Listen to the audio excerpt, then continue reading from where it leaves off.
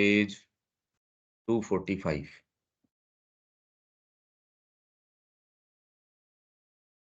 इसके अंदर यह योग कर्मों में कुशलता है। गीता से लिया गया है, योगः कर्मसु कौशलम। अब इसका जो सामान्यतः अर्थ लगाया जाता है कि अपना काम अच्छे से अच्छे करो तो वो योग हो गया। जबकि अर्थ इसका उल्टा है कि योग अगर करते हो तो ही कर्मों में कुशलता आ सकती है। बिना योग किए आपको यही नहीं पता कि कर्म करना कौन-सा है। मैं बाज़ार चला जाऊँ, बिना ये जाने कि सौदा कौन-सा लेके आना है बाज़ार से, तो योग मेरे को ये बताता है कि करना क्या है। यूँ अपने आप के अंदर कर्म मैं खूब अच्छे से करूँ। ये गाड़ी बहुत अच्छी है, उसकी सारी चीज़ें बहुत अच्छी है, तेज़ स्पीड में चलती है।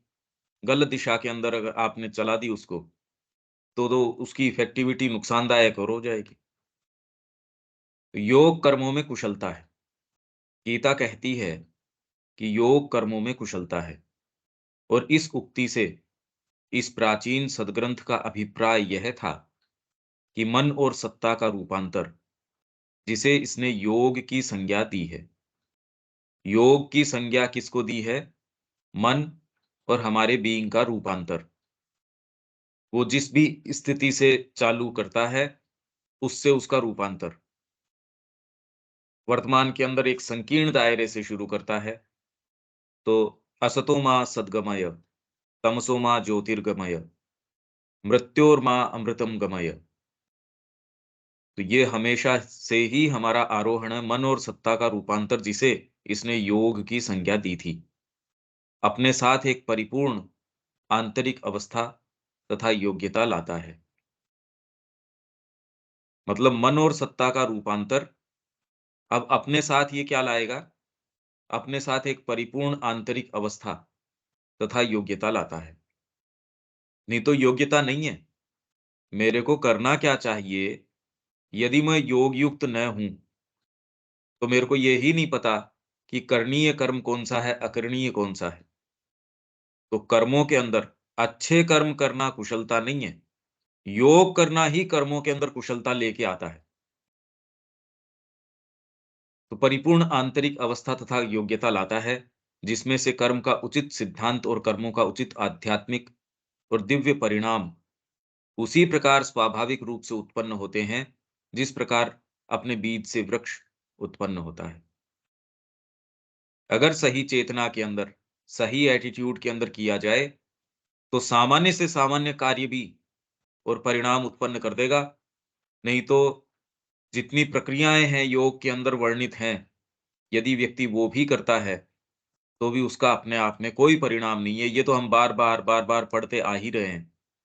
आप सारा अष्टांग योग भी कर रहे हो, तो भी जो मूल ग्रंथि है, वो तो वैसी की वैसी रहती है। वहीं यदि शुरू से ही उसको टैकल कर दिया जाए, अपने आप को माँ के हाथ में दे दिया जाए, भई योग का क्या अर्थ है? और रूपांतर होगा भी क्या? हम अपने आप को जो बाहरी सत्ता मान बैठे हैं, उसकी बजाय हमारा जो भीतर का सच्चा स्व है, उसके हाथ के अंदर दे देना। निश्चय ही इसका यह अर्थ नहीं था कि कोई चतुर सेना नायक या राजनेता या वकील या मोची योगी के नाम का अधिकारी है। इसका यह अभिप्राय नहीं था कि कर्मों में किसी भी प्रकार की कुशलता योग थी। नहीं तो सारे ही योग कर रहे हैं फिर तो। भई व्यापार के अंदर जिसका भी थोड़ा-सा भी एस्टेब्लिश्ड व्यापार है, वो देखो वो तो कितना एफिशिएंटली कि उसमें खर्चे कम से कम हो, लाभ ज़्यादा से ज़्यादा हो। फिर सारा मैनेजमेंट, लॉजिस्टिक्स वगैरह कितनी कुशलता से वो कर सकते हैं। हर फील्ड में आज तो एक के बाद एक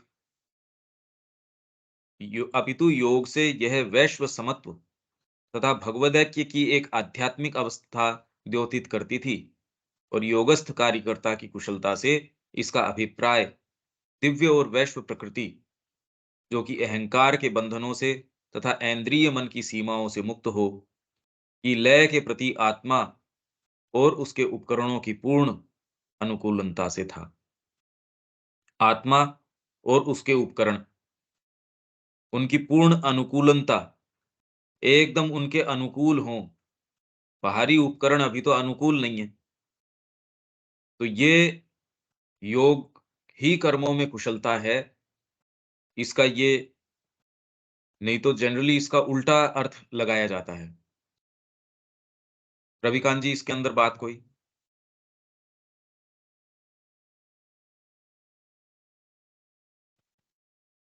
जी, कोई बात नहीं। ये तो बिल्कुल ही उल्टा मतलब निकाला है श्री अरविंद ने इसका। नहीं, ये अर्थ है इसका। जी, मेरे को यदि परिप्रेक्ष्य पता नहीं हो, तो मैं कर्म कर रहा हूँ, पता है ही नहीं बाज़ार में गया क्यों हूँ, तो वो कर्म कुशल कैसे हो सकता है? आप बाज़ार से, कोई दुकान से कि मैं 70% सेल के ऊपर सामान लिया या गया तो तू दवाई लेने था। अगर मैं औषधि लेके आता हूँ, तेज़ी से लेके आता हूँ, यदि पैसा डबल भी लग जाता है इस समय, तो भी कुशलता है। बजाय मैं कोई ऐसा सौदा लेके आ जाऊँ, जिसके अंदर मैंने कोई कितनी भी किफ़ायत कर ली हो। अगर आवश्यक नहीं है, तो वो किफ़ायत मेरे को बताओ कुशलता थोड़ी हुई। सही मेरे बात। को जो पर्पज़ सोल्व नहीं होता, वो काम करने से लाभ क्या? तो पहले तो योग आपको बताएगा कि करना क्या है, किस फ़ील्ड के अंदर जाना है। जाना कहीं और, आपको ड्यूटी असाइन करी गई है बर्तन साफ़ करने की।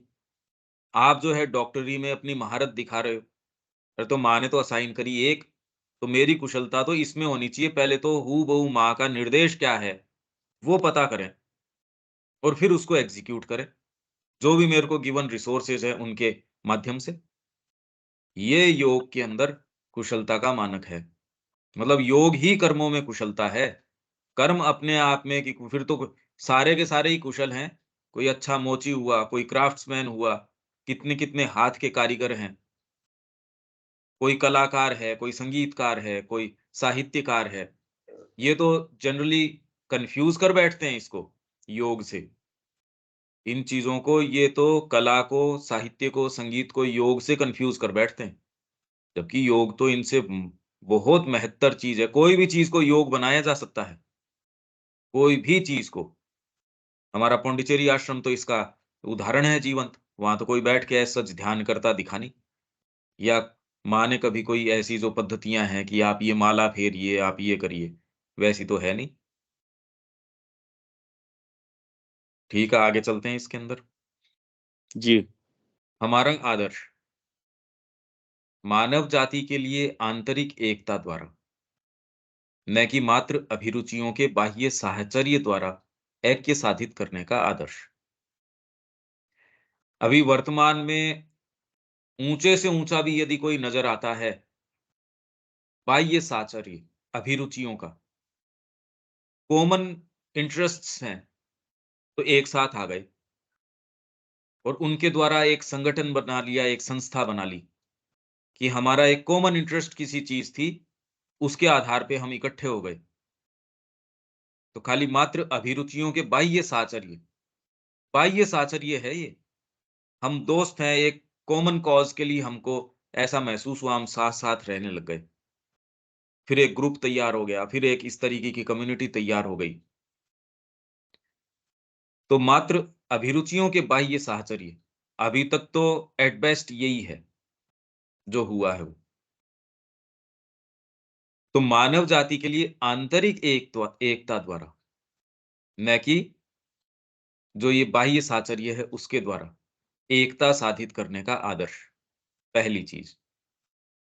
अब आंतरिक एकता यदि होगी, अगर बाह्य रूप से आप अभिरुचियाँ देखते हो, तो उनकी अभिरुचियाँ बिल्कुल अलग-अलग हो सकती हैं। उनके टेम्परामेंट बिल्कुल अलग हो सकते हैं। माँ के पास कितने साधक थे, कितनी वैरायटी, कोई कैसा, कोई कैसा। अगर उनको अपने आप के भरोसे छोड़ा जाता, तो शायद वो कभी एक साहचर्य में नहीं आते।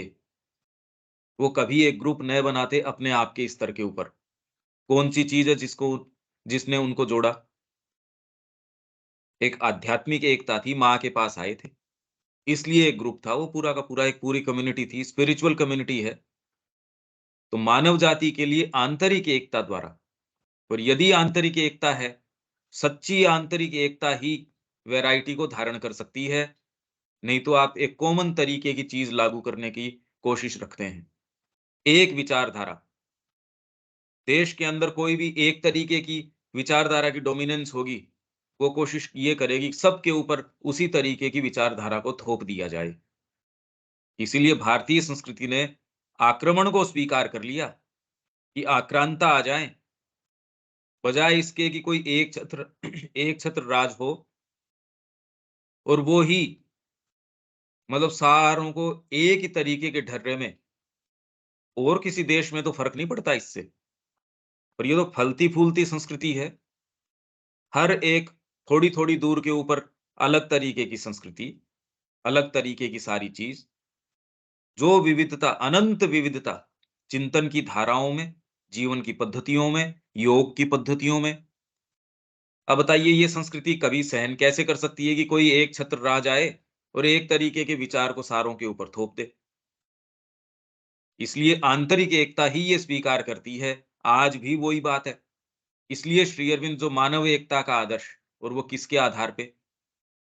मतलब कभी भी इनके इस बात में शुरू से अंत तक की आदर्श तो यही है, और भारतीय संस्कृति ने ये किया।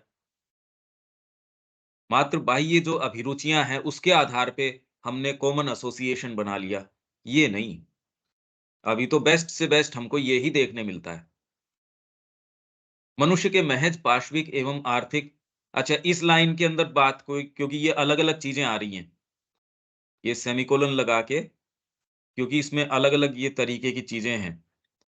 अब इसके अंदर जितनी चर्चा हो देखिए उतना ये बहुत अच्छा रहता है, कि एट लीस्ट कम से कम धीरे-धीरे हमको चीज़ समझ में आती है। तो ये वाली बात क्या समझ में आई रविकांत जी? अंदर से हम एक हों, मतलब आंतरिक रूप से, ये नहीं कि हम बाहर से बहुत प्यार दिखा रहे हैं और अंदर से दुश्मनाई रख रहे हैं उसके प्रति। ना, ना, इस ये नहीं वजह कह से रहे, ये नहीं कह रहे ये। जी, हमारी कॉमन रुचि है, हम एक कॉज़ के लिए, इसमें ये नहीं है कि मेरा आपसे कोई भेद है या वो नहीं है। पर हम एक देश के लिए लड़ रहे हैं या एक कॉज़ के लिए, एक कोई निमित्त है उसके लिए, कि हम सारे के सारे आपके एरिया के अंदर, कि कोई एक रेलवे स्टेशन नहीं है, 10 जने इस चीज़ के लिए मान लो प्रयासरत हैं, या एक कॉमन इसके अंदर सबका अभिरुचियाँ हैं कोई एक चीज़ के प्रति। वो एक ग्रुप एक साथ आता है, एक अभियान चलाता है।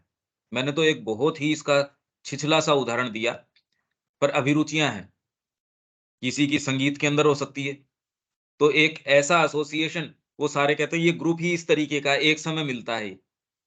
डॉक्टर्स का कोई ग्रुप है, वो आके एक साथ एक जगह मिलते हैं, या कोई ऐसा ग्रुप जिनकी अभिरुचियाँ, वो जो है, उनके कारण बाह्य साहचर्य, एसोसिएशन, वो एक कॉमन ग्राउंड के ऊपर आ जाते हैं। झूठ-सच की बात नहीं है इसके अंदर।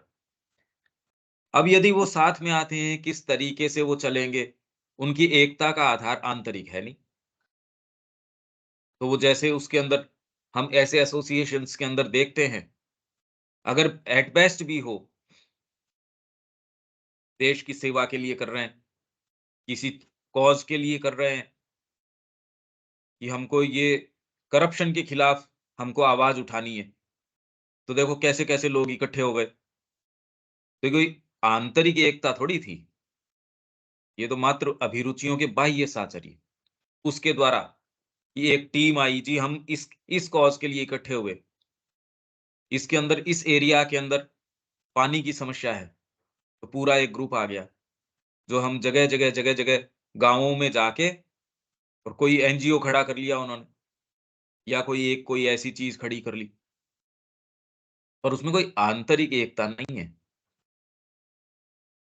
ये बात समझ पा रहे हैं क्या आप? नहीं सर,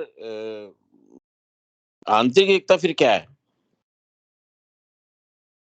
आप कॉमन कॉज़ के लिए जैसे ये हम एसोसिएशंस देखते हैं ना, तो ये तो लिखा है इसमें, ना कि मात्र अभिरुचियों के भाई साझा द्वारा एक स्थापित ऐक्य करने का। साधित करने का, हाँ, यही तो। इसको तो मना कर रहे हैं ना, ये तो हाँ, ये कह रहे हैं हमारा आदर्श है मानव जाति के लिए आंतरिक एकता साधित करना। मतलब ये जो हम साहचर्य एक एसोसिएशन बने, वो आंतरिक एकता द्वारा बने।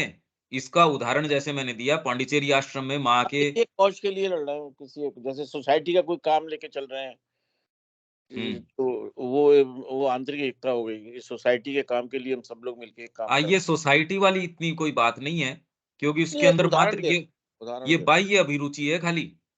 क्योंकि जब तक ऊपर की हमने बात को याद न रखें कि योग यदि नहीं कर रहे हैं, क्योंकि ये यदि ये आंतरिक एकता होती तो हम रोज यही बात कर रहे हैं, इस बैनर के नीचे कोई मूलभूत काम होता हम देखते नहीं। वो तो अगर आप में चेतना होगी तो काम होगा। अभी तो माँ ने जो साधन इकट्ठे कर दिए, उनको मेंटेन करना वहाँ मुश्किल चल रहा है। आप ये सोचिए, वो जो प्रॉपर्टीज़ हैं, वो जो जितनी भी चीज़ें माँ ने तैयार कर दी, आज तो उसके ऊपर जो दूसरी अब जो आगे आने वाली जाति है, उसको सेफ रख पाएगी या नहीं रख पाएगी, उसको बेचने की सोचेगी या उसको बेदखल करने की सोचेगी उन संपत्तियों को, यही खतरा मंडरा रहा है। माँ ने उसको अकेले अपने खुद की चेतना के आधार पे सारी चीज़ को इनिशिएट करके इकट्ठा कर दिया। तो ये अभी भी हम समझ नहीं पा रहे।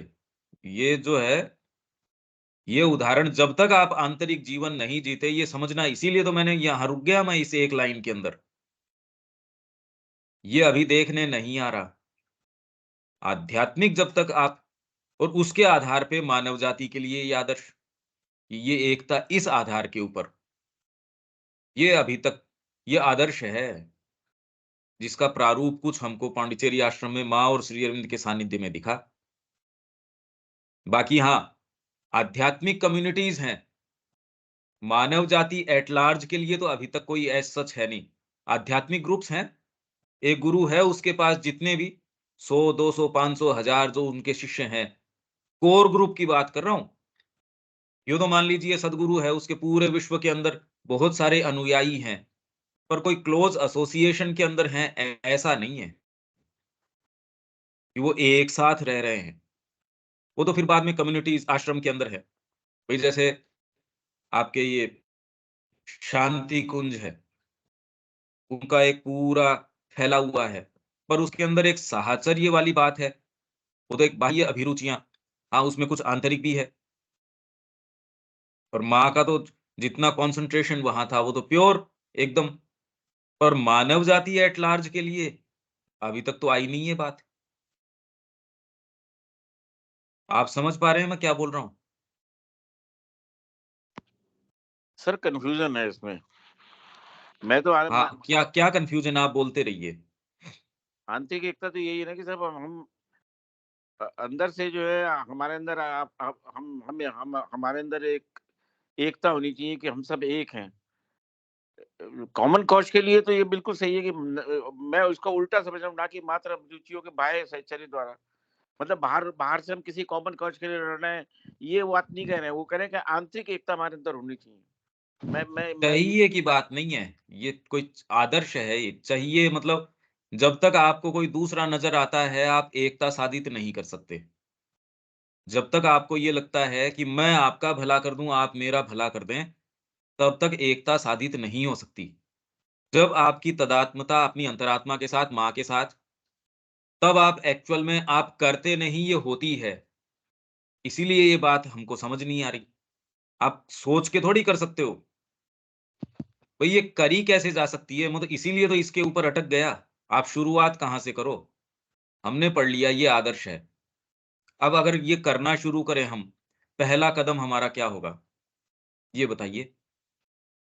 भई हमने ये समझ लिया कि कोई कॉमन कॉज़ के लिए नहीं, कि हम डिस्पेंसरी खोलेंगे। बहुत आजकल तो यहाँ कोरोना फैला हुआ है, तो कुछ एक ग्रुप आया और एक उसने कम्युनिटी बनाई।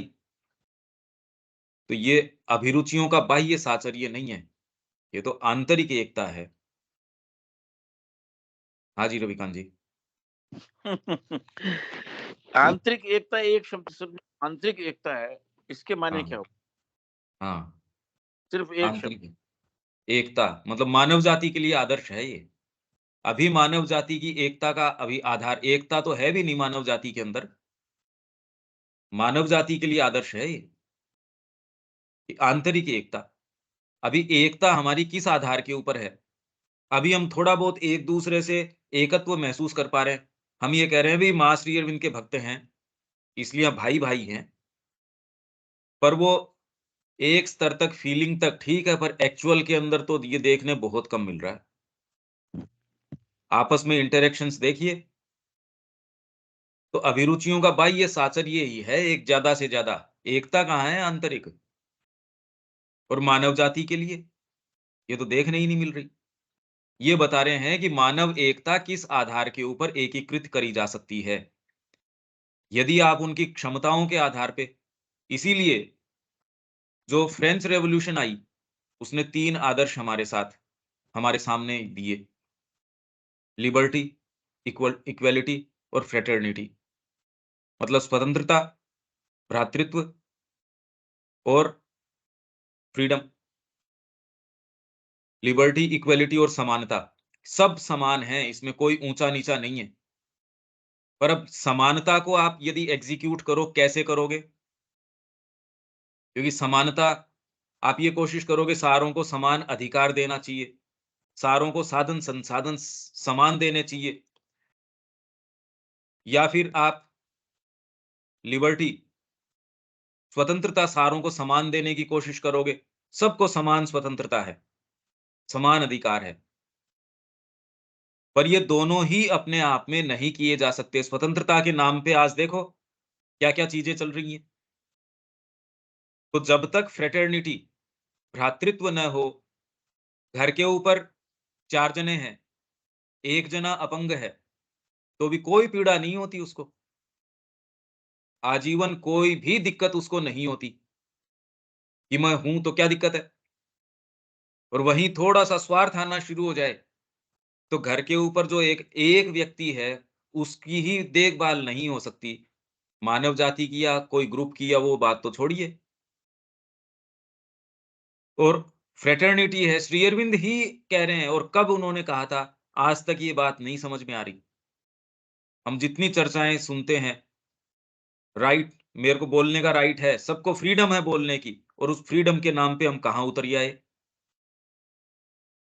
सबको इक्वल राइट है वोट देने का, उसके आधार पे कहीं डिक्टेटरशिप है, उसके अंदर तो कोई काम होता देखते हैं, बाकी के अंदर तो हम कोई काम एज़ सच, क्योंकि जिसको जनतंत्र बोलते हैं, वो तो भीड़ तंत्र हो गया, जनतंत्र किसका रहा?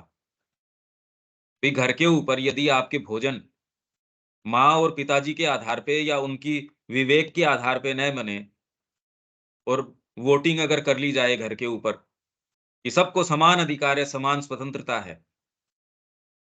अब आपके घर पे भोजन क्या बनने वाला है सोचो। और वही अगर 15 जनों का स्कूल, आप सपोज़ 20 बच्चों का स्कूल लेके चल रहे हो, और उनको ये कहो सबको समान अधिकार हैं, और वोटिंग करके अब क्लास का सिस्टम और वो करेंगे, आप समझ सकते हो क्या होने वाला है। तो इसलिए यदि अभिरुचियों की बाह्य साहचर्य द्वारा ऐक्य साधित करोगे तो क्या होने वाला है, इससे कल्पना कर लो। ये मनुष्य जाति तो ये बच्चे तो फिर भी अगर परवर्स भी नहीं है, तो भी इग्नोरेंट है, मूर्ख हैं। मनुष्य जाति एट लार्ज तो परवर्स है। वो जिस तरीके के निर्णय लेगी, वो तो हमको दिख ही रहे हैं। वोट डाल-डाल के हम किस तरीके का क्या कर रहे हैं। राम जी के समय ज़्यादा प्रसन्नता के अंदर थे या अब हैं, या कोई भी और समय पे, देख लो आप। तो आंतरिक एकता, जब आप भीतर निवास करते हो, वही भ्रातृत्व के अंदर, तभी आप स्वतंत्रता रख सकते हो।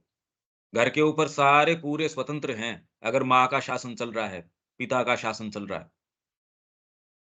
तो यदि अंतरात्मा में आप निवास कर रहे हो, तो ही ये चीज़ हो सकती है, और इनफैक्ट मनुष्य जाति इसी के लिए है। भई अतिमानस का आविर्भाव क्यों आवश्यक है? अगर मनुष्य जाति को यूँ ही छोड़ दिया जाए, तो क्रम विकास का काम ही अधूरा रह गया, उसका पर्पज़ ही डिफीट हो गया। इस दृष्टिकोण से समझो आप। क्रम विकास जो चल रहा है, वो इसलिए कि भई आगे का क्रम, यदि कुछ ग्रुप हो जाएँ या कोई व्यक्ति हो जाएँ, तो एट लार्ज क्या फ़र्क पड़ा? अब ये कोई बात कुछ समझ आती है क्या? हाँ, अब समझ में आई। हम अंदर से आत्मा से जुड़े हुए हों, अंदर से आंतरिक एकता। आ आत्मा से जुड़े हुए हो। हाँ, पर वो एग्ज़ीक्यूट कैसे करो आप? तो मैं ये कह रहा हूँ कि सबको फ्रीडम मिलनी चाहिए और सबको इक्वल राइट्स है। पर बाहरी प्रकृति में न तो हम इक्वल हैं, तो इक्वल राइट्स नहीं दिए जा सकते। आप बच्चों को इक्वल राइट कैसे दे दोगे और उनके साथ समान व्यवहार कैसे करोगे? समान हैं ही नहीं वो, तो उनके साथ समान व्यवहार कैसे हो सकता है? बिल्कुल भई ठीक है। एक बच्चा सीख रहा है, संगीत के अंदर या किसी भी विषय में एक बहुत शार्प है। आपने उसको आज एक राग सिखा दी, कल दूसरी राग सिखा दी, उसको थोड़ी रोकोगे। तीसरे के अंदर कोई बुराई है सच नहीं है, बेचारा जिस गति से चल रहा है, उस गति से चल रहा है। बिल्कुल ठीक है। आप समान अधिकार का मतलब अभी समान अधिकार मतलब सबको इक्वल राइट है और राइट किस चीज़ का? वैसे राइट किस भाग का है? व्यक्ति को भी उसकी अंतरात्मा की सबसे ज़्यादा अभिव्यक्ति कैसे हो सकते है, इस चीज़ का राइट है। गंदगी फैलाने का राइट थोड़ी है, उपद्रव करने का राइट थोड़ी है। सबको इक्वल राइट है, तो सबको बंदूक मिलनी चाहिए। सबको जो है इतनी-इतनी गोलियाँ आवंटित कर देनी चाहिए। अब सोचो ये कोई राइट के दायरे में आएगा क्या? नहीं आएगा, नहीं आ हाँ, सकता। तो ये बात है। तो समझ आंतरिक एकता स्थापित कब हो सके? मैं तो कह रहा हूँ अभी तो आप फ्रीडम एग्ज़ीक्यूट नहीं कर सकते सच्ची। क्योंकि फ्रीडम तो यदि आप अंतरात्मा में नहीं हो तो सबको स्वतंत्रता कैसे दी जा सकती है? अभी समाज के अंदर भी यदि दंड विधान हटा दिया जाए, आंतरिक एकता की तो बात छोड़िए मनुष्य जाति के लिए, अगर हमारे जो मोहल्ले है या जो भी हमारा जो कानून है उस प्रांत का या जो भी, उसको हटा के ये कह दिया सब स्वतंत्र हैं, सब भाई-भाई हैं। सोचो आप 15 मिनट में क्या होने वाला है? अगर ये थोड़ा बहुत अंकुश न हो, दंड विधान न हो या ये कुछ जो इस तरीके का न हो, तो मानव है क्या इस स्थिति के अंदर? वो तो पशु से भी गया बीता है। उसके लिए हम कहाँ ये तो ऐसा लगता है भी कभी होगा या नहीं होगा। तो पहली चीज़, मानव जाति के लिए आंतरिक एकता द्वारा ऐक्य साधित करने का आदर्श और ये ऐक्य जो है मात्र अभिरुचियों के बाह्य साचर्य द्वारा न साधित हो। अभी तो एट बेस्ट ये ही करने का प्रयास हम कर रहे हैं, बस। इसमें चाहे आप सोसाइटी का नाम लो, उसमें तो ये भी नहीं है। सोसाइटी का जो नाम ले रहे हैं, उसमें तो ये अभिरुचियों का बाह्य साचर्य भी नहीं है। तो इसको हमको एकदम जो इसके मायने हैं, उसमें लेना चाहिए। मनुष्य के महज़ अब दूसरी बात, अच्छा इसके अंदर ये पॉइंट तो क्लियर है क्या शब्या जी?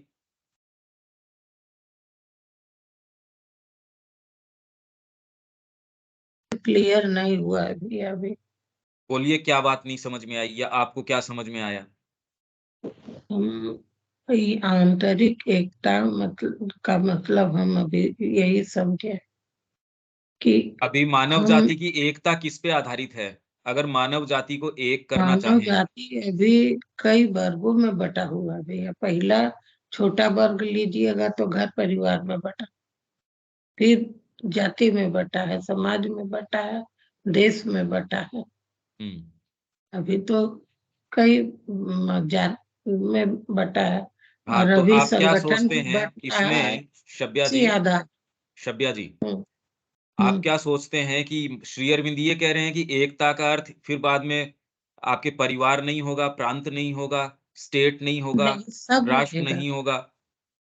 क्या ये श्री अरविंद एकता का का तो अर्थ हो यही सकता है है? कि सब सब रहेगा। मानव जाति अभी जिस अवस्था में है, जिस हुँ। चेतना के अवस्था में है, सत के अवस्था में, उससे में बदलाव कैसे है, उसका रूपांतर कैसे।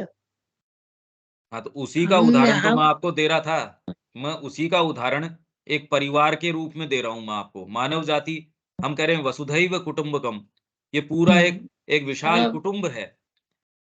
पर ये एक परिवार के अंदर स्वतंत्रता कब हो सकती है? उसका सच्चा कल्याण कब हो सकता है? जब उसका राज्य जो है माँ के हाथ में हो। उसके अंदर हर बच्चे के अंदर अपनी अलग क्षमताएँ हैं। उसका बाहरी और आंतरिक विकास है। एक बच्चा 1 साल का है, एक 10 साल का है, एक कितने साल का है।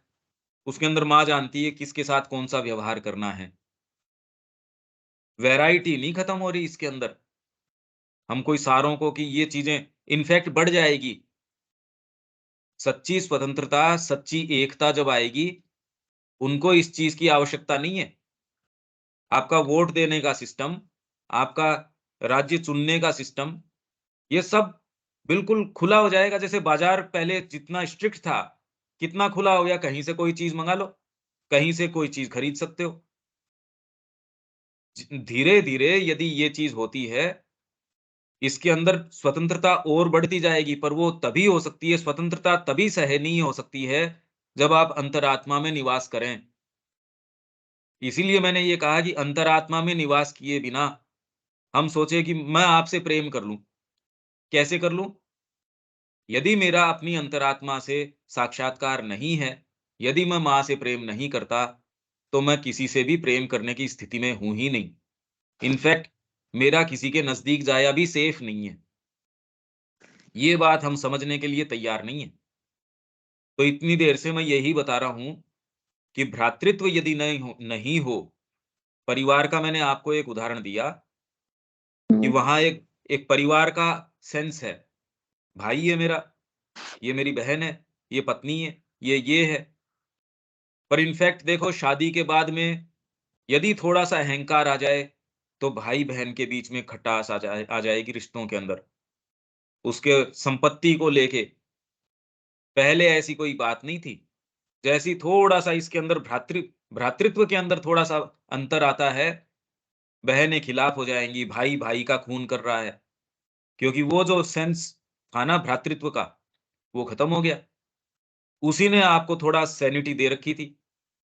तो जब मनुष्य जाति अंतरात्मा में प्रवेश करेगी, लेट जब जाओ तुम। धीरे-धीरे वो ये महसूस करेगी कि मेरा बाहरी भाग ही नहीं, सच्ची मेरी अंतरात्मा है, वो गवर्न करेगी, तब ये मानव जाति की एकता साधित हो सकती है। हाँ, शुभ्या जी। ठीक है भैया, लेकिन मेरे हाँ, मुश्किल ये है ये। इसमें अभी तो इस, हम अपने को अलग नहीं माने, हम सबको एक जब मानते हैं कि जो हम है वही दूसरा है, तब ये जो अधिकार हमारा है वही अधिकार। हम लोग आपस में लड़ते थोड़ा स्वार्थ के कारण या अहम के कारण है, वही हमारी एकता को खंडित करता है। नहीं, जो मानव हमारा जाति है ऐक्य ऐक्य की स्थिति में है क्या मानव जाति? नहीं है, अभी कहाँ है के स्थिति हाँ, में। पर सपोज़ अपन एक कोई जगह पे रह रहे हैं, अपन 4 हाँ, जने एक कोई स्थान पे रह रहे हैं, अब चारों को रिसोर्सेज़ कैसे ये आवंटित करने चाहिए? नहीं, जैसे अभी मेरे मन में ही बात आती है कि हम जब आपस में मिलते हैं, तो हम एक माँ का सोसाइटी के तौर पर मिलते हैं, तो हम आपस में नहीं झगड़ते हैं। लेकिन वही जब हम अहम के तौर पर मिलते हैं, तो एक ही संस्था में, एक ही घर में जो झगड़ा होता है तो किसके लिए? अधिक चाहे तो जब उसमें किसी तरह का स्वार्थ घुस जाता है, हुँ, अधिकार की भावना घुस जाती है, हाँ, तब झगड़ा शुरू होता है। हुँ, विरोध जब हम कुछ कोई चीज का करने लगते हैं, हाँ, तब एकता भंग होने लगती है। हाँ, लेकिन जब हम मानते जाते हैं, आप जो बोल रहे हैं हम वही कर रहे हैं, तब तक तो एकता भंग नहीं होती है। हम लोग सोसाइटी वाले सब आपस में मिलते हैं, तो आपस में कोई स्वार्थ नहीं रहता है। लेकिन वहाँ उन लोगों हाँ, में ऊपर से एटिकेट्स में सोसाइटी नज़र के भी आता है लोग ऐसा, एक्चुअल में ऐसा हैं, नहीं है। आप जो कह रहे हैं एक्चुअल में वास्तव नहीं में आता, वैसा नहीं है। व्यवहार में वैसा नहीं हो पाता है, हाँ, सबका वो तो एटिकेट्स अहम हैं। सामने आ जाता है। ना, ना, वो तो खाली एटिकेट्स की बात है, उसमें कोई एकता-वेकता की कोई विशेष बात है नहीं। ये भ्रम निकाल दीजिए, क्योंकि जैसे ही कोई आप ऐसे कॉज़ के लिए आप पुकार करते हैं कि आइए इस कॉज़ के लिए इकट्ठा होना है, कोई नहीं आएगा। कौन आना चाहता है? कोई कुछ नहीं नहीं। यार, ये नहीं वहम आता तो अभी, हैं जी? कहाँ कोई आता है वैसे, हाँ, तो फिर ये तो उदाहरण आप दे रहे हो, ये तो चलता नहीं ना फिर। ये तो आप नहीं ही दे रहे हो चलता। उदाहरण, मैं तो कह नहीं रहा। मैं तो शुरू से कह रहा हूँ कि मेरे को तो भ्रम है नहीं इस बात का। जैसे रविकांत जी बार-बार ये बात बोलते हैं, मेरे को इस बात का कोई भ्रम है नहीं। आप भी ये कह रहे हो, मैंने तो ये चीज़ एज़ सच देखी नहीं।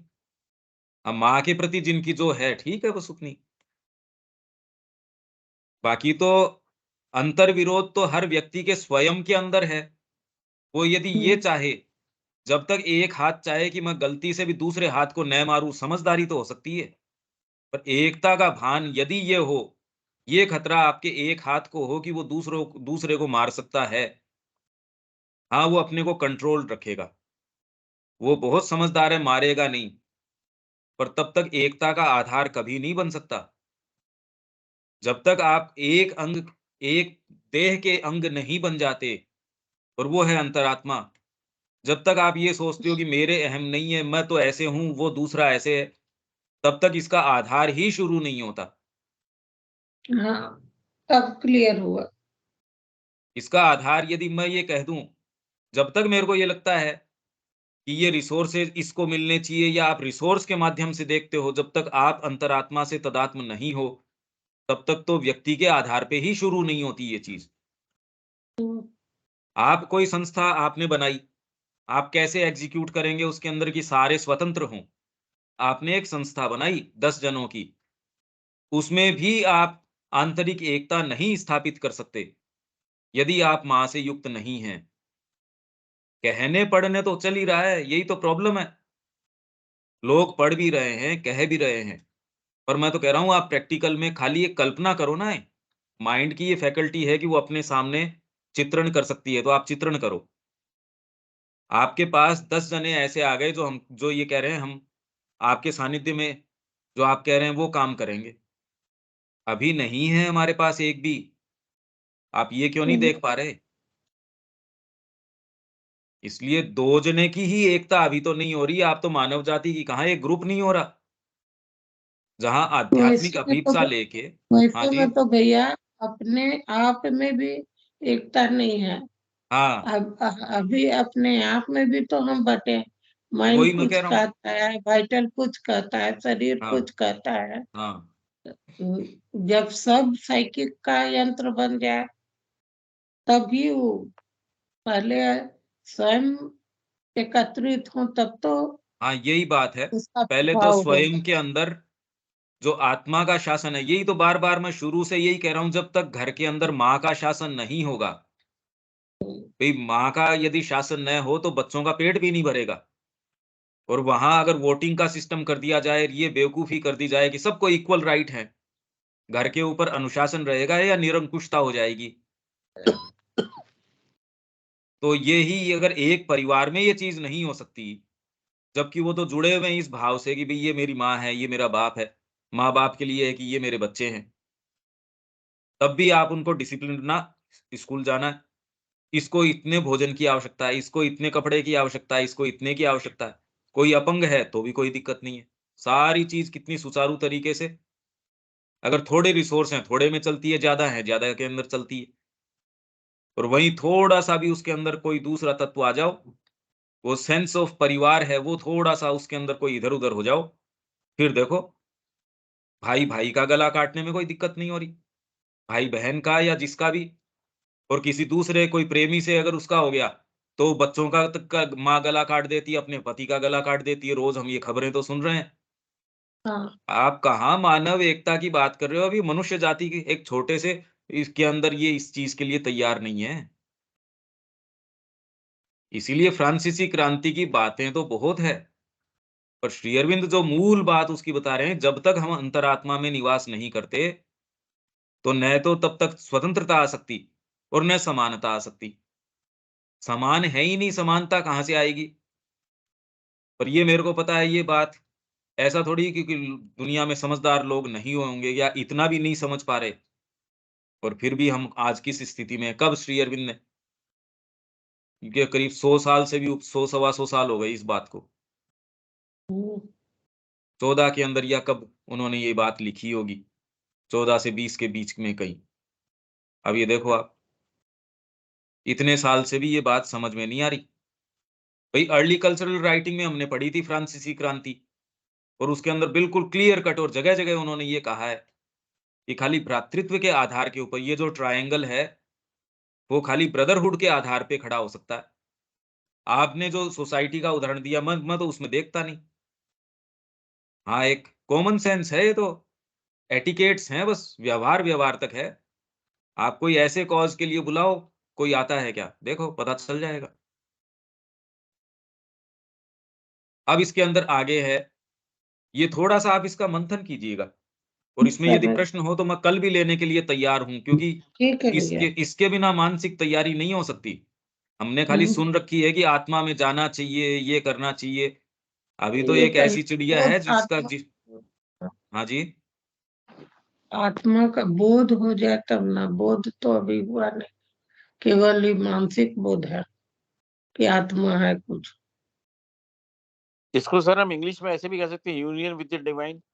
जब हम डिवाइन से यूनाइट होंगे, उससे एकता होगी, तभी तो हम आगे जाके किसी एकता की बात कर सकते हैं।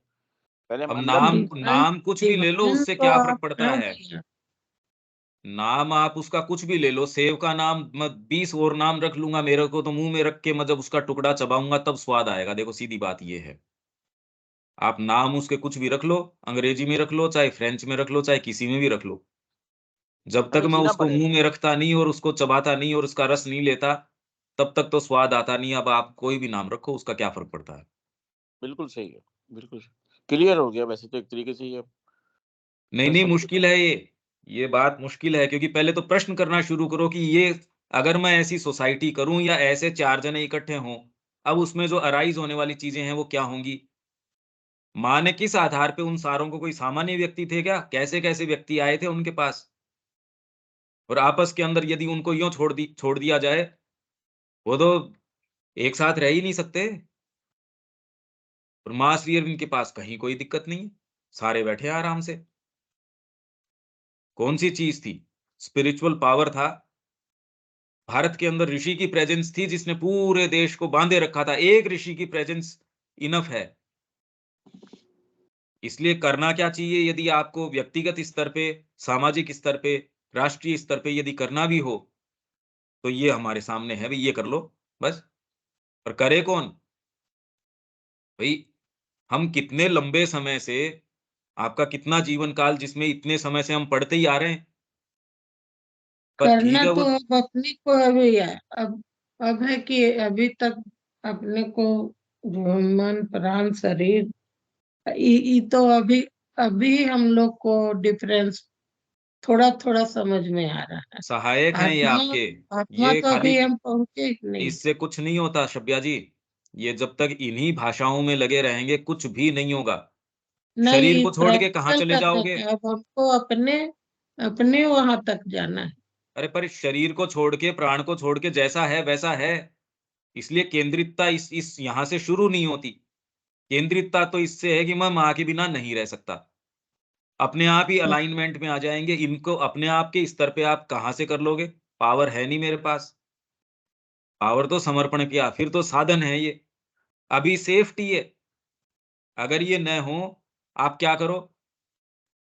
सपने के अंदर किसी को यदि नाइटमेयर है और शरीर न हो, सोचो कैसी पीड़ा हो। तो हम शरीर को बाधा कैसे मान सकते हैं? प्राण को बाधा कैसे मान सकते हैं? ये तो साधन है, इसलिए हमको छोड़ना है ये वाली बात नहीं, पकड़ना क्या है वो देखो। छोड़ने की बात थोड़ी हो रही है। आपको क्या पता इसको छोड़ना है या पकड़ना है या क्या करना है, हम नहीं जानते। ये तो माँ जानती है, मैं शुरू से यही तो कह रहा हूँ।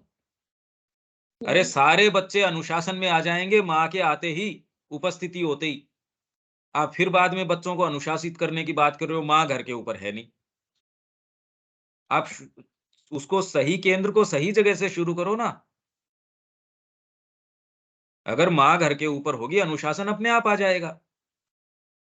तो प्रयास बच्चों को किसी ऐसी चीज़ से अनुशासित करना, जो कृत्रिम हो, उसकी बजाय ऐसी चीज़ से कि वहाँ सही अनुशासन लिया हो, माँ होगी, अनुशासन आ जाएगा।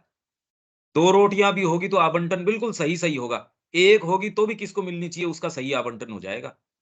और यूँ यदि आपके पास पूरे घर के अंदर खाने की खूब चीज़ें हैं, तो भी उपद्रव होगा, दंगे हो जाएँगे। मैं ये वाली खाऊँगा, मैं ये वाली खाऊँगा। तो अब बताओ, यहाँ सारी अब बातें इस चीज की चल अब रही है थोड़ा कि आप क्लियर हो रहा है भैया, हैं जी, अब हमको थोड़ा क्लियर हो रहा है। ये मूलभूत बात है। हाँ, अब मैंने थोड़ा क्लियर हो रहा है, इसी पर अपने में काम करना होगा। मैं ये जानता हूँ कि ये विचार किस तरीके का है, इसीलिए तो अब एक लाइन पे रुक गया मैं। नहीं, ये रुकने वाला लाइन ही है। इसमें नहीं घुसे हम लोग तो आगे नहीं बढ़ेंगे। हाँ, अभी भी इसके अंदर आपको व्यक्तिगत स्तर के ऊपर पहले ये चिंतन करना हाँ, पड़ेगा। बस जितनी भी बातें अपने आप ही में बार-बार अपने में। आप बार-बार इसको पूरे को सुनकर एक-एक लाइन पहले एक लाइन पे रोक लो और फिर बाद में उसका और अभी बैठ के खाली ये चिंतन करो कि यदि ऐसा बनाया जाए, तो उसमें कैसे होंगी? ये संस्था कैसे काम करेगी? यदि इस आधार पे बनाई जाए, बहुत ध्यान से, जल्दबाजी मत करो। उसमें ये नहीं हम्म, कि जल्दी से हम ये कहें भी आत्मा आनी चाहिए, ये आनी चाहिए।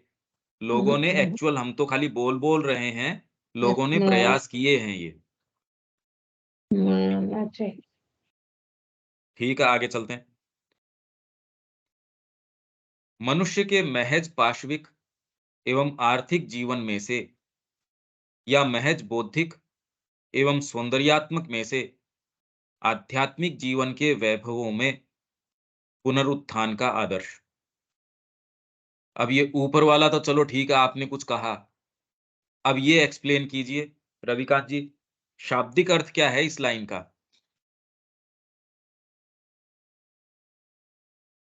इसमें जो बात निकलती है कि आध्यात्मिक जीवन के वैभव का पुनरुत्थान का आदर्श, मतलब आध्यात्मिक जीवन का जो वैभव होगा, हमें उसके पुनरुत्थान या उसके उत्थान के लिए जो आदर्श होगा वो हमारा आदर्श होना चाहिए, ना कि हम अपने जो पाशविक एवं आर्थिक जीवन, मतलब आर्थिक माने हम पैसा कमाने में और जो पशु जीवन जीवन है उसमें, और ना कि ये बौद्धिक या सौंदर्यात्मक, जैसे कि हम बहुत ज्यादा बाहर से बहुत सौंदर्यात्मक दिखा दिया और बहुत इंटेलेक्चुअल हम कर रहे हैं, उस चीज को अपलिफ्ट करने की बात नहीं कर रहे, ये कह रहे आध्यात्मिक जीवन के वैभव में पुनरुत्थान का आदर्श, मतलब वह पुनरुत्थान जो आध्यात्मिक जीवन का वैभव लाता है, उस पे हमारा आदर्श होना चाहिए, मेरे मैं ये समझ रहा हूँ। पाशविक का क्या मतलब हुआ? पाशविक ये पशुवत जीवन है, ये पाशविक जीवन जो हम जो जी रहे हैं, ये पाशविक जीवन ही तो है। ये सब इस तरह की लोअर नेचर जो बातें कर रहे हैं और लोअर नेचर पे हम जी रहे हैं और उसी को हम सब कुछ मान बैठे हैं, वो उस जीवन की नहीं, हमें स्पिरिचुअल जीवन के जो वैभव हाँ, है पर उस उसमें क्या परिवर्तित हो जाएगा? पाशविक वाले और पाशविक एवं आर्थिक। आर्थिक किस तरीके का होता है? भई 2 चीज़ें शुरू में तो पाशविक और आर्थिक 1, बौद्धिक और सौंदर्यात्मक 2, जी हाँ, आध्यात्मिक तो छोड़ दीजिए, क्योंकि ये छोटी बातें नहीं हैं। 2 कह लीजिए चाहे 4 कह लीजिए, एक ही बात है। हाँ, ठीक है, हुँ, पाशविक एवं आर्थिक, क्योंकि अभी तो जो शासित है सारी सरकारें, सारी चिकित्सा पद्धति, सारी शिक्षा पद्धति, सब टोटल बाज़ारीकरण है और हम खुद भी आध्यात्मिक जो बोल रहे हैं, उसमें भी और इससे अलावा कोई दूसरी चीज़ है ही नहीं, हम तो सौंदर्यात्मक हैं ही नहीं। आध्यात्मिक तो बात छोड़ दीजिए। एस्थेटिक क्या करेगी? एथिक्स क्या करेंगे? इंटेलेक्ट क्या करेगा? अब आध्यात्मिक की बात कर रहे हैं, बौद्धिक तो हो गया क्या? बुद्धि से कर रहे हैं क्या हम? पाशविक का अर्थ क्या है? पशु क्या करता है? अगर हम पशु कह के उसको नीची दृष्टि से देखते हैं, तो वर्तमान में तो मनुष्य जो है उससे नीचे लेवल के ऊपर काम कर रहा है। तो हमारा आदर्श वैसे तो हमारी वर्तमान स्थिति के हिसाब से तो पशु आदर्श है। वो इंस्टिंक्ट से अपनी सहज वृत्ति से चालित है, गलत काम नहीं करेगा। यूँ ही कोई आपको काटेगा नहीं, आपके साथ गलत व्यवहार नहीं करेगा, ज़रूरत से ज़्यादा भोजन नहीं करेगा। कोई अपनी ऐसी क्रियाएँ हैं, वो खुले के अंदर ये जो पशु विकृत हुए हैं, ये तो मनुष्य के संपर्क से विकृत हुए हैं। जंगल के अंदर तो ये एकदम सामंजस्य के अंदर है पूरी प्रकृति में। तो हम पशु कह के उसको नीची दृष्टि से तो नहीं देख सकते। तो पाशविक का क्या अर्थ है?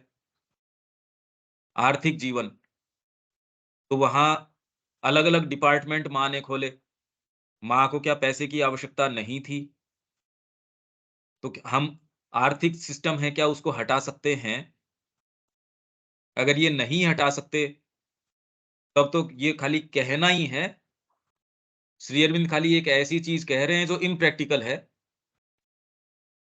भई आपसे ये पूछा जाए कि क्या आर्थिक सिस्टम आदर्श समाज में हटा दिया जाएगा?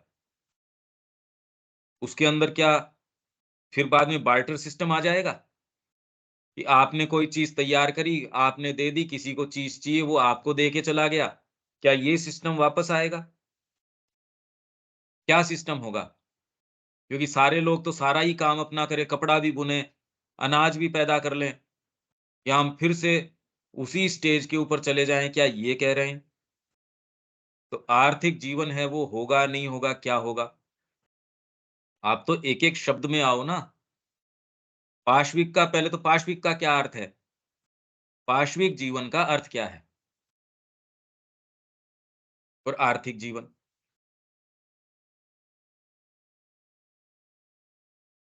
हाँ जी, पाशविक रविकांत का जी। तो आप बता ही रहे हैं ना कि जो पशुवत जीवन है, पाशविक जीवन, जो जिस जीवन को हम जी रहे हैं, वो ये श्री अरविंद कह रहे हैं ये पाशविक जीवन है। मैं कह रहा हूँ ये पशु से नीचे का जीवन है वर्तमान हमारा। पशु हाँ, के तो लिए तो श्री अरविंद ये कह रहे हैं कि अपने स्तर के ऊपर पशु डिवाइन है, क्योंकि वो अपनी सहज वृत्ति से बिल्कुल सटीक गलत काम नहीं करता, सही काम करता है। इसलिए यदि हमारा जीवन पाशविक हो, तो वर्तमान जीवन बहुत अच्छा हो जाएगा। पशु कोई मनुष्यों को काट-काट के उनके साथ दुर्व्यवहार नहीं कर रहे। जितनी पीड़ा हम पशुओं को दे रहे हैं, जितना अत्याचार हम उनके ऊपर कर रहे हैं, पशु ऐसा नहीं कर रहे। पशु और मनुष्य में एक जो अंतर करता है, वो है चीज़ों को देखने की शक्ति, रिफ्लेक्ट करने की शक्ति, अपने आप से थोड़ी-सी दूर खड़े होके देखने की शक्ति कि मैंने ये काम गलत किया, ये सही किया। पशु गलत करता ही नहीं, उसको दूर खड़े होके देखने की आवश्यकता क्या है? वो गलत भोजन नहीं करेगा, ज़रूरत से ज़्यादा भोजन नहीं करेगा, आपके साथ बिल्कुल गलत व्यवहार नहीं करेगा। एक बार आपने जीवन में उसको रोटी खिलाई या एक बार उसको बचा दिया आपने उसको, वो जीवन भर याद रखता है। तो यदि पशु की बात कर रहे हैं, हमारे लिए तो आदर्श होना चाहिए पशु। मनुष्य एट लार्ज हम क्या मानते हैं? कितना अहंकार भर गया हमारे अंदर कि हम मनुष्य हैं। इनफैक्ट यदि पशु जाति के सामने अगर उनको बोलना समझना आता तो शायद वो अरे ऐसा मत बन जाना, अपने बच्चों को शिक्षा देते होंगे, मनुष्य मत बन जाना। हमारे पास दलील देने के लिए है क्या? हम जो अत्याचार कर रहे हैं पशुओं के ऊपर, प्रकृति के ऊपर, तो पाशविक जीवन की जब बात करते हैं, उसका अर्थ क्या है? हमारा जीवन पाशविक नहीं है, उससे नीचे है। यदि हम अपनी जो फैकल्टी है, अपने आप को अपने आप से अलग करके देखना और उसमें संशोधन करना, अपनी अंतरात्मा को लेके आना यदि ये नहीं कर रहे, तो हम पशु से नीचे हैं, बेटर नहीं है। आप इसको समझने की कोशिश कीजिए।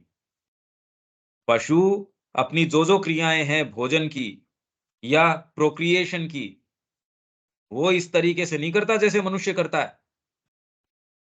अपनी जो क्रियाएँ हैं, वो बिल्कुल संयत तरीके से करता है कि हर कभी हर कुछ कर रहा है, ना, कभी नहीं करेगा। मनुष्य को तो कोई संयम ही नहीं है, किसी भी चीज़ के अंदर। तो हम जो थोड़ा-सा ये वहम निकालना चाहिए मनुष्य का, ये हमारे भयंकर अहंकार है मनुष्य जाति के, जबकि उसकी क्रियाकलाप है उससे नीचे। पशुओं में ये वाली परवर्सिटी नहीं है, मनुष्य में भयंकर है। अब इस दृष्टिकोण से ये क्या कहना चाह रहे हैं? मैं तो इसलिए इसमें बीच-बीच में संशोधन कर रहा हूँ, जिससे कि श्री अरविंद की बात कितनी गंभीर है, कोई इतनी सामान्य छिछले स्तर के ऊपर थोड़ी है। बौद्धिक स्तर के ऊपर तो हम इनके शब्दों के तो मायने समझें, यूँ नहीं कि यूँ ही चालू हो गए। आप समझ पा रहे हैं कि महज़ पाशविक यूँ बोलने से हम कह रहे हैं हम तो मनुष्य हैं। अरे पर हमारी क्रियाकलाप तो उससे नीचे है। हमारी क्रियाकलाप कोई आदर्श नहीं है। रविकांत जी। ये आप समझाने के लिए समझा रहे हैं कि हम पाशविक जीवन से नीचे जी रहे हैं, मगर श्री अरविंद यहाँ पर यही कह रहे हैं कि हम पाशविक जीवन जी रहे हैं। वो आपकी बात ठीक है कि हम आपस में चर्चा में, आज की चर्चा में ये कह रहे हैं कि हम पाशविक जीवन से भी नीचे जी रहे हैं। मगर श्री अरविंद ने जिस वक्त ये लिखा है वो पाशविक जीवन की ही बात कर रहे हैं। हाँ, नहीं, ठीक कह रहे हो आप। मैं हम्म, यही बात ठीक, मैं तो ये नहीं कह रहा कि श्री अरविंद, मैं जो कह रहा हूँ वो कह रहे हैं। ये आपकी बात बिल्कुल सही है, पर मैं तो आपकी बात का ये संशोधन कर रहा था। हाँ बिल्कुल बिल्कुल बिल्कुल, हम उससे हाँ, सहमत हैं आपकी बात से कि अब उससे भी नीचे। पर इससे अपना जो प्रश्न है वो तो नहीं आया ना। मैंने तो ये पूछा कि पाशविक जीवन का अर्थ क्या है? मेरा प्रश्न तो खाली ये है। अच्छा अच्छा, अब पाशविक मेरा खाली प्रश्न ये है। हम इसको एक काम करते हैं, आप इनको सारों को ये लास्ट तक ये इस तरीके का ही है, और इस पे थोड़ा-सा आप कितना गहराई तक जा सकते हैं माँ श्री बहुत अरविंद कम। की ओर, क्या-क्या आप ले सकते हैं? क्योंकि ये देखिए, हमने थॉट्स एंड अफोरिज़म्स के साथ जिस तरीके का व्यवहार किया था, उसमें कितना आनंद आया था। जी हाँ, जी अगर हाँ। आज इसको पढ़ जाते, कितना सरल सा था, एक छोटा-सा पैसेज था, नहीं, क्या बहुत हाथ कॉम्प्लिकेटेड, लगता हमारे? मैंने कल भी पढ़ा 3-4 बार, ये कॉम्प्लिकेटेड है बहुत। कल आपकी टॉक के बाद पढ़ा था मैंने इसको। आज जो अपनी जो बात हुई, आप उसको बार-बार, बार-बार, बार-बार, इससे नेसेसरी आपके वो ग्रूव्स और क्रिस्टल्स बन जाएँगे। माँ कह रही है, जब आप ये रोज़ करते हो, तो दिमाग में क्रिस्टल्स बन जाते हैं, और जब वो जितने ही बनते हैं, उतना ही आप ग्रहण कर पाते हैं। ये एक बहुत बड़ी समस्या आप ये देख रहे हैं ना? लोग पढ़ जाते हैं, यूँ ही पास ऑन कर जाते हैं, उसका अर्थ क्या है? इसीलिए हम कोई मूलभूत काम कर नहीं पा रहे। इसीलिए कहीं कोई मूलभूत काम, क्योंकि अप्रोच नहीं है इस तरीके का, और जब तक आप साधना नहीं करते, ये आ नहीं सकता, ये तो आ ही नहीं सकता। हम यहीं विराम देते हैं इसको, कल इसको फिर यहाँ से शुरू से ही हम आपसे ले लेंगे इससे। ठीक है रविकांत जी? जी, बिल्कुल ठीक है, ये आज खत्म नहीं हो सकता। कल भी जय जब होता। श्री जय श्री माँ। जय श्री